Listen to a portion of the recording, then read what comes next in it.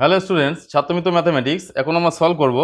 দেখো, চ্যাপ্টার 21 অর্থাৎ লগারিদম, এই চ্যাপ্টারের অঙ্কগুলো সলভ করব। অঙ্ক ভালোভাবে জানতে গেলে, বুঝতে গেলে এখান থেকে পড়তে হবে। এখানে যে অঙ্কগুলো আছে, যে লেখাগুলো আছে, এই লেখাগুলো ভালোভাবে পড়তে হবে।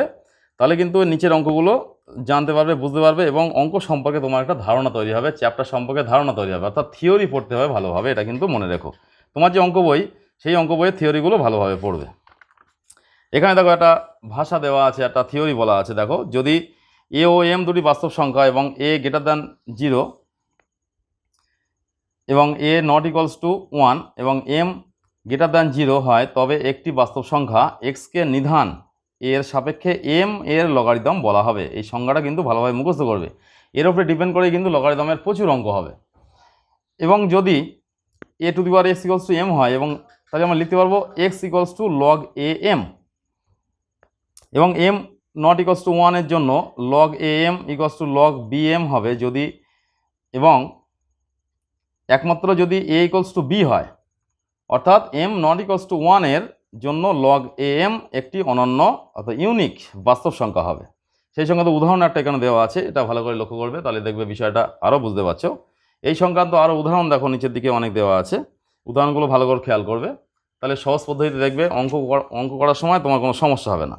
এবার উদাহরণগুলো লক্ষ্য করার পরে আমরা লগারিদমের চ্যাপ্টার সলভ করার জন্য দেখো কিছু সূত্র এখানে আছে। এই সূত্রগুলো কিন্তু বইয়ের থেকে ভালোভাবে মুখস্থ করতে হবে, বুঝে নিয়ে মুখস্থ করতে হবে, তবেই কিন্তু তুমি অঙ্কগুলো ভালোভাবে শিখতে পারবে এবং জানতে পারবে।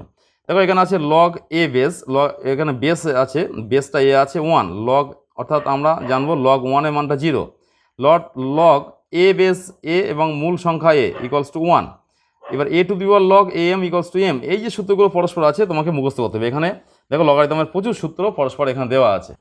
পরবর্তী দেখো আছে log A B into log B A equals to log A equals to 1, অর্থাৎ বেস আর পাওয়ার যদি সমান হয় তাহলে 1 হবে।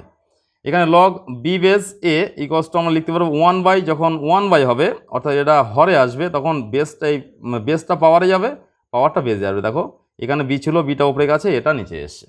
এইভাবে পরস্পর যে লগারিদমের যে সূত্রগুলো এখানে আছে, এই সূত্রগুলো কিন্তু ভালোভাবে তোমাদের মুখস্থ করতে হবে এবং জানতে হবে, বুঝে মুখস্থ করতে হবে। তাহলে কিন্তু চ্যাপ্টার যখন করানো হবে, চ্যাপ্টারের অঙ্কগুলো তোমরা সহজভাবে বুঝতে পারবে। দেখো, পরবর্তী অঙ্ক আছে লগ বি এম, তাহলে আমরা লিখতে পারবো log A M by log A B.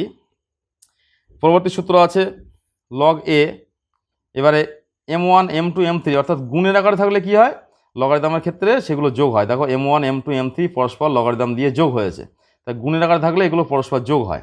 এবারে লগ এ মূল সংখ্যা 1/a, তাহলে কত হয়েছে, সেটা সমান -1 হবে। Log A M by log a n equals to আমরা লিখতে পারবো log b m by log b n. আর কি, যদি log A m equals to log a n হয়, তবে এম ইকুয়ালস টু এন হবে। এবং log A m equals to log a n হলে আমরা লিখতে পারবো a to the power log A m equals to a to the power log a n equals two, তাহলে কী হবে, এম ইকুয়ালস টু এন হবে। তাই এই যে সূত্রগুলো আছে, এই সূত্রগুলো ভালোভাবে বুঝে মুখস্থ করলে এবং খাতায় লিখে বিষয়গুলো শিখতে হবে, তাহলে কিন্তু তুমি এই চ্যাপ্টারের সমস্ত অঙ্ক সহজ পদ্ধতিতে সহজভাবে শিখতে পারবে।